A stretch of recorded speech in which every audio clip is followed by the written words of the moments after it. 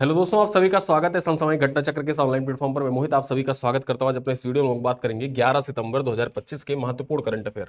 यहां पर देखा जाए ये क्लास आपके परीक्षाओं के लिए बहुत महत्वपूर्ण है। इसमें आपको प्रीलिम्स के फैक्ट्स और मेंस का डाटा मिल जाता है।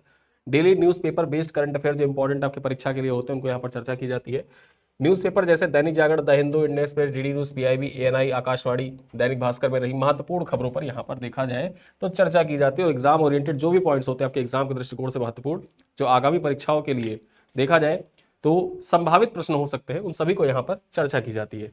साथ ही साथ कुछ चीजें हैं जो मैं आपको बताता हूँ। यहाँ पर देखा जाए जो हमारी क्लास होती है, इस क्लास की पीडीएफ, पीपीटी इत्यादि आप प्राप्त कर सकते हैं। और कैसे प्राप्त करेंगे, क्या क्या चीजें मिलती है, आइए मैं आपको बता देता हूँ। यहाँ पर देखा जाए तो सबसे पहले आप इस वीडियो के पिन कमेंट में जाएंगे, वहां पर चेक करेंगे तो आपको हमारे सितंबर महीने का पैकेज दिख जाएगा। ठीक है, वहां पर आपको पैकेज दिख जाएगा मासिक करंट अफेयर का। और इस मासिक करंट अफेयर के पैकेज में क्या क्या चीजें मिलती हैं। सबसे पहले तो आपको प्रतिदिन देखा जाए तो शाम को 7:30 बजे वीडियो क्लास मिल जाती है। ठीक है, प्रतिदिन आपको यहाँ पर वीडियो मिलता है। डेली देखा जाए तो आपको प्रतिदिन वीडियो के साथ ही ऐप पर देखा जाए तो क्लास पीपीटी जो होती है वो शेयर कर दी जाती है। देखा जाए तो डेली हिंदी और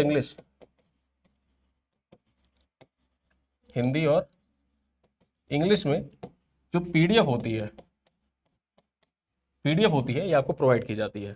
प्रतिदिन देखा जाए जो करंट अफेयर होता है उसी करंट अफेयर पर बेस्ड 10 एमसीक्यू का ऑनलाइन टेस्ट होता है।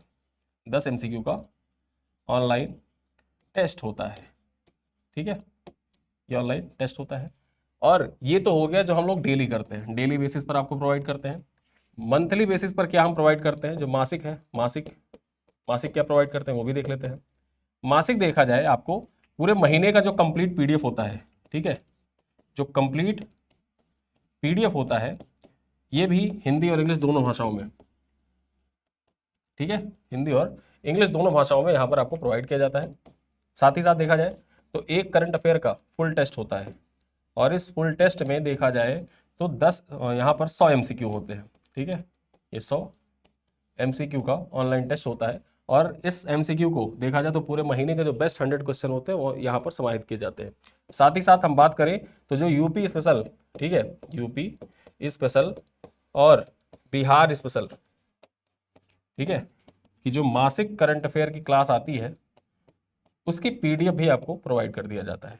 और ये सारी सुविधाएं जो आपको मिल रही हैं, ये सारी सुविधाएं वहां पर जब आप ऐप पर देखेंगे तो सिर्फ 25 रुपये मूल्य आपको वहां पर शो करेगा। 25 रुपये शो करेगा।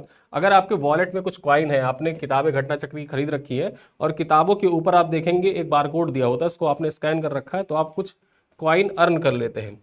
उस कॉइन को आप अप्लाई कर देंगे ऐप पर, वहां पर कॉइन का ऑप्शन आता है। जैसे ही आप अप्लाई करेंगे तो ये मूल्य जो आपको 25 रुपये दिख रहा है ये घटकर कितना हो जाएगा, ये हो जाएगा 18 रुपये 75 पैसे। ठीक है, और 18 रुपये 75 पैसे में आप जो करंट अफेयर का, ठीक है, जो करंट अफेयर का मासिक पैकेज है इस पैकेज को ज्वाइन कर सकते हैं। और पूरे महीने का जो करंट अफेयर उसको तैयार कर सकते हैं। करंट अफेयर की जो अपनी नॉलेज उसको बूस्ट कर सकते हैं। इंपॉर्टेंट पॉइंट्स जितने हैं वो सारी चीज़ें आप तैयार कर सकते हैं। तो चलिए, ये जानकारी थी, पिन कमेंट आप चेक करेंगे, वहां से सारी चीज़ें आपको दिख जाएंगी। चलिए स्टार्ट करते हैं करंट अफेयर की जो महत्वपूर्ण पॉइंट्स हैं। सबसे पहली खबर क्या है, यहाँ पर देखा जाए जॉर्जियो अरमानी का 91 वर्ष की आयु में निधन हो गया है। अरमानी एक्सचेंज, आप में से बहुत से लोग होंगे जो ब्रांड के शौकीन होंगे और अरमानी की शर्ट, अरमानी का लोवर, अरमानी की घड़ियाँ पहनते हैं, शौकीन होते हैं। तो जो जॉर्जियो अरमानी थे इनका 91 वर्ष की आयु में देखा जाए निधन हो गया है। ठीक है, यहाँ पर देखें तो फैशन आइकॉन जॉर्जियो अरमानी का 4 सितंबर 2025 को 91 वर्ष की उम्र में निधन हो गया है। अरमानी ने अपने बिजनेस पार्टनर सोर्जियो गैलोटी के साथ मिलकर 1975 में अरमानी क्लोथिंग की शुरुआत की थी। ठीक है, जो आप जीन्स पहनते हैं, जो जीन्स आप पहनते हैं, वॉच लगाते हैं, ये सब अरमानी एक्सचेंज, और उसी अरमानी एक्सचेंज के जो संस्थापक थे, जो ब्रांड है उसकी स्थापना जॉर्जियो अरमानी और सर्जियो गैलोटी के द्वारा मिलकर की गई थी। कब? 1975 में। ठीक है, चलिए देखा जाए यहाँ पर तो फैशन के अलावा उन्होंने होम फर्निशिंग, फ्रेग्रेंस, फिर cosmetic, hotel, restaurant, basketball team तक के बिजनेस का विस्तार किया है। यहाँ पर देखा जाए उनके निधन के कुछ हफ्ते पहले ही अरमानी ग्रुप पर झूठा बयान देने के लिए इटली की एंटी ट्रस्ट रेगुलेटरी ने 3.5 मिलियन यूरो का जुर्माना भी लगाया था।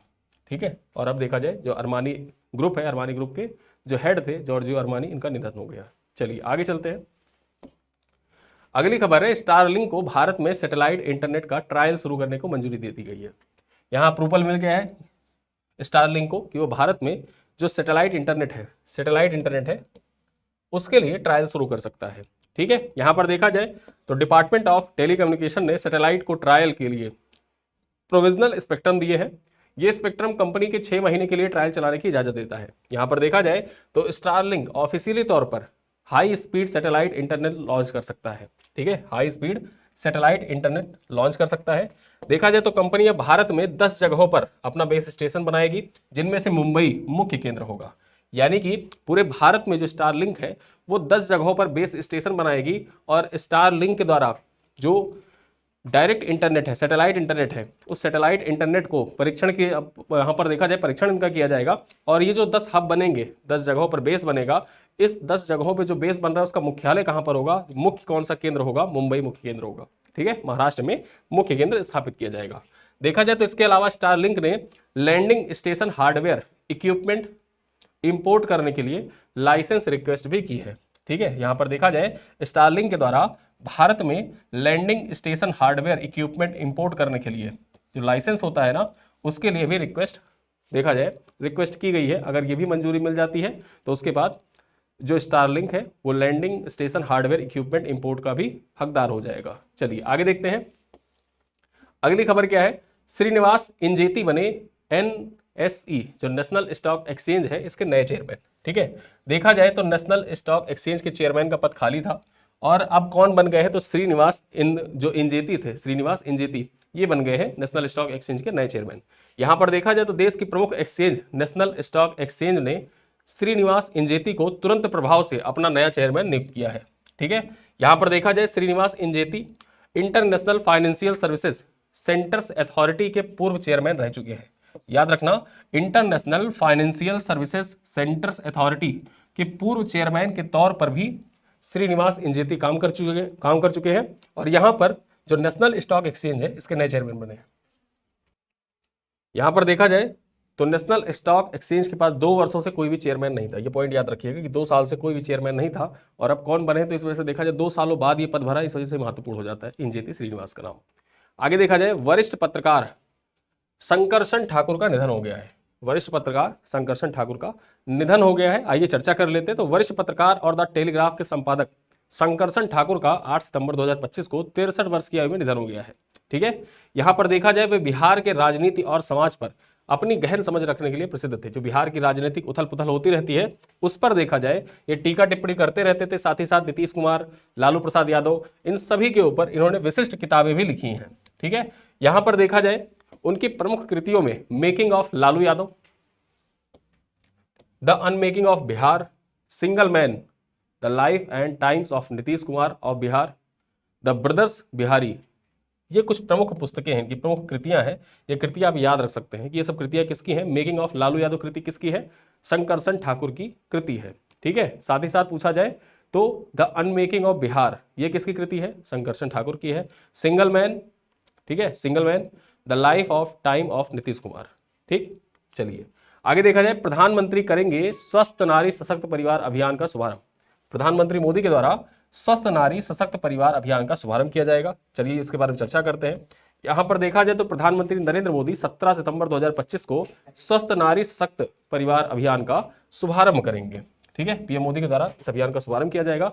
देखा जाए तो इस अभियान का उद्देश्य क्या है, इस अभियान का उद्देश्य महिलाओं और बच्चों के लिए स्वास्थ्य सेवाओं को मजबूत बनाना है। क्या है, स्वास्थ्य सेवाओं को मजबूत बनाने के उद्देश्य से यहां पर इस अभियान को लॉन्च किया जाएगा।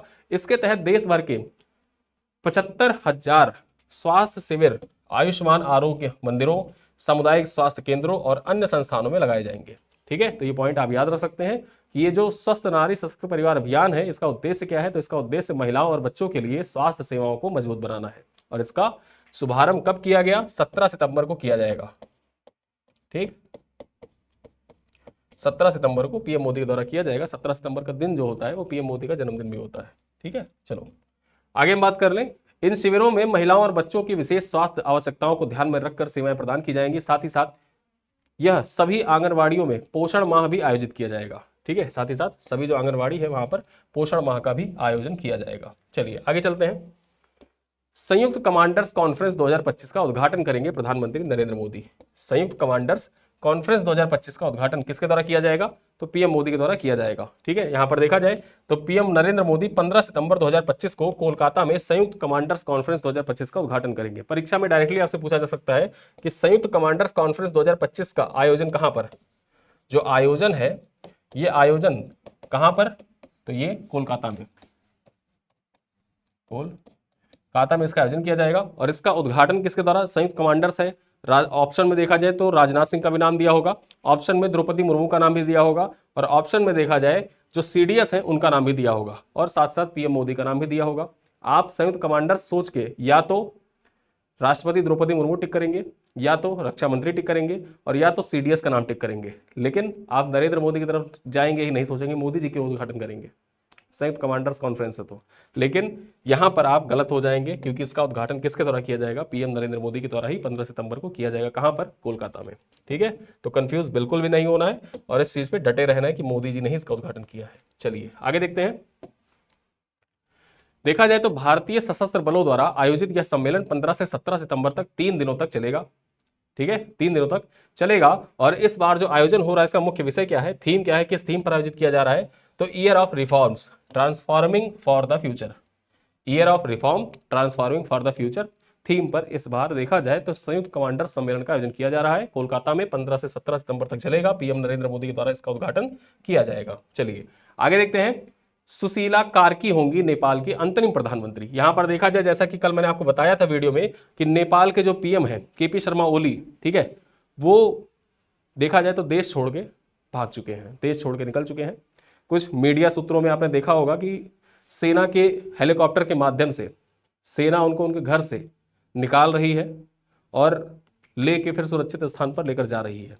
तो अब देखा जाए यहाँ पर जो सुशीला कार्की हैं ये होंगी नेपाल के अंतरिम प्रधानमंत्री। ठीक है, जैसे बांग्लादेश में अंतरिम प्रधानमंत्री अंतरिम देखा जाए बने बैठे हुए हैं पीएम यूनुस खान, उसी प्रकार से यहाँ देखा जाए सुशीला कार्की है। लेकिन यहाँ पर इंपॉर्टेंट ये हो जाता है कि सुशीला कार्की जो है ये पूर्व मुख्य न्यायाधीश रह चुकी है नेपाल की। ठीक है, चलिए देखा जाए यहाँ पर तो नेपाल की पूर्व मुख्य न्यायाधीश सुशीला कार्की को अंतरिम प्रधानमंत्री बनाने पर सहमति बन गई है। वे अंतरिम प्रधानमंत्री का पद संभालेंगी। ठीक है, तो अंतरिम प्रधानमंत्री कौन? सुशीला कार्की बनेंगी।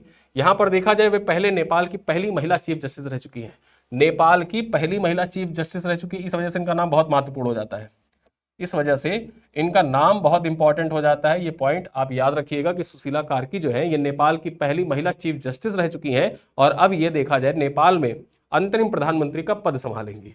ठीक है, देखा जाए काठमांडू के जो मेयर है बालेन शाह, ये जो बालेन शाह है, बालेन शाह के भी पीएम बनने की बड़ी खबरें आ रही थी कि बालेन शाह पीएम बन सकते हैं, लेकिन फिलहाल इन्होंने अपना समर्थन दिया है किसको? सुशीला कार्की को। देखा जाए तो सुशीला कार्की बनारस हिंदू यूनिवर्सिटी से राजनीति शास्त्र में एमए किया है इन्होंने। ठीक है, ये बीएचयू से पढ़ी हुई है सुशीला कार्की।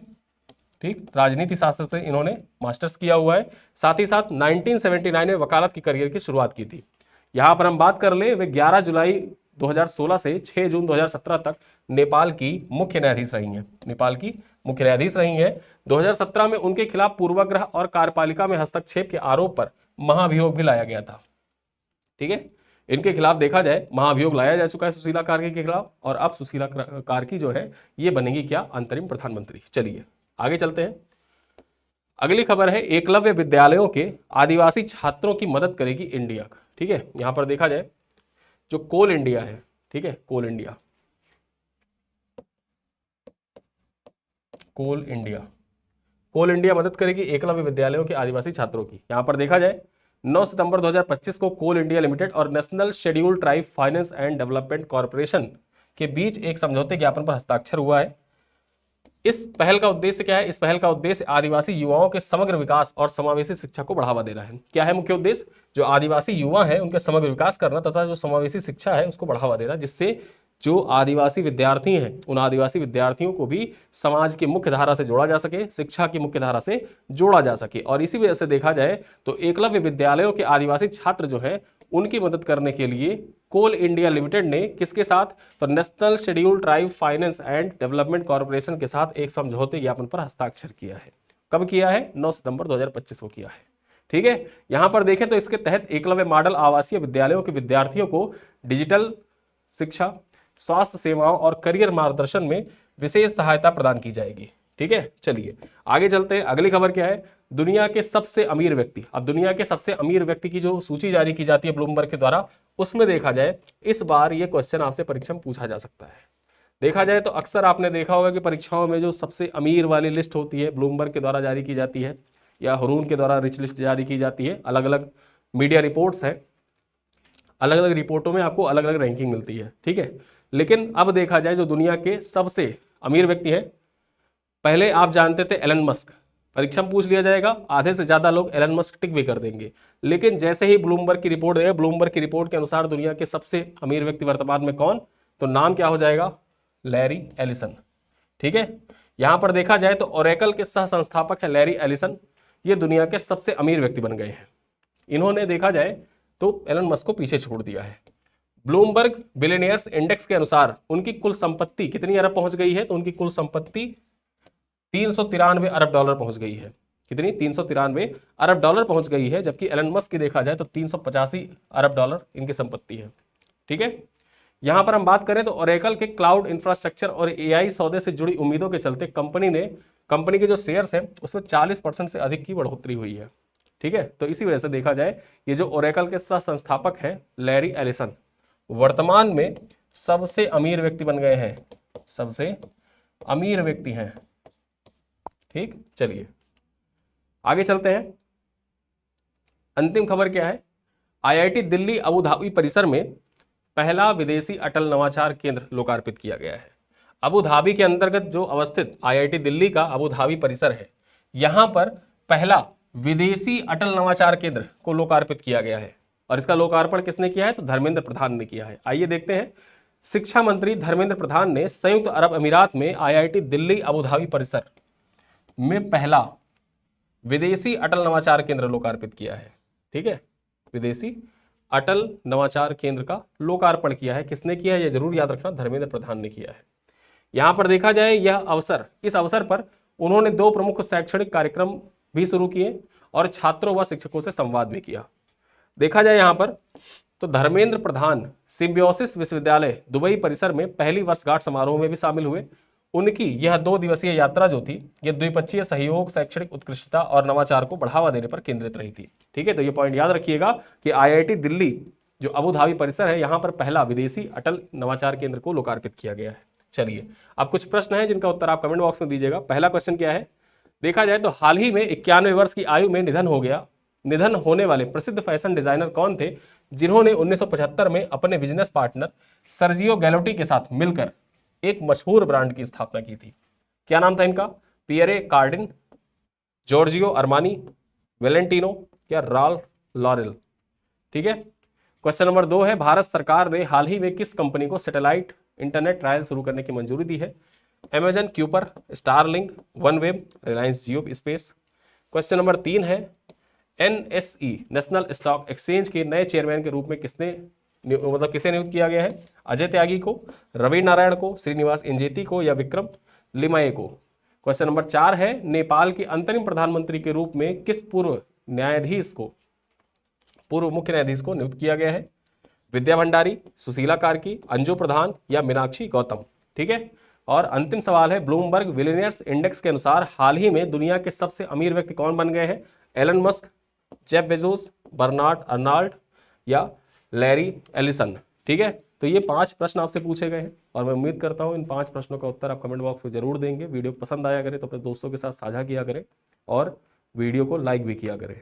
ठीक है, कोई आपका कमेंट रहा करे तो आप कमेंट भी कर सकते हैं, कोई क्वेरी रहे तो आप कमेंट बॉक्स में पूछ सकते हैं। मैं उम्मीद करता हूँ कि आपके सारे सवालों का उत्तर दे पाऊँ जो आपके सवाल रहे। और इसी के साथ इस वीडियो को करते हैं यहीं पर समाप्त। मिलते हैं अगली क्लास में, तब तक के लिए धन्यवाद। और जिनको बिहार पीसीएस के लिए निकलना है, परीक्षा देने जाना है, उन सभी को भी ढेर सारी शुभकामनाएं। आप सब जाइए, अच्छे से परीक्षा दीजिए, अच्छे से एग्ज़ाम दीजिए। और बिहार करंट अफेयर का जो सेक्शन मैंने आपसे वादा किया था, वहाँ तक मैंने कंप्लीट करके रखा है। आपका एग्ज़ाम होगा, एग्ज़ाम होने के बाद हम लोग खुद से एनालाइज भी करेंगे, देखेंगे कि हमने क्या पढ़ाया था और कितने सवाल इस बार फंसे। लास्ट ईयर तो 100% एक्यूरेसी रही थी, इस बार देखते हैं, परीक्षा के ऊपर डिपेंड करता है कि बिहार करंट अफेयर जो हमने कंप्लीट किया है उससे कितने सवाल आपकी परीक्षाओं में फंसते हैं। ठीक है, तो इन सब चीज़ों पे हम बात करेंगे बीपीएससी का एग्जाम खत्म होने के बाद। आप सभी को ढेर सारी शुभकामनाएं। मिलते हैं फिर अगली क्लास में, तब तक के लिए धन्यवाद।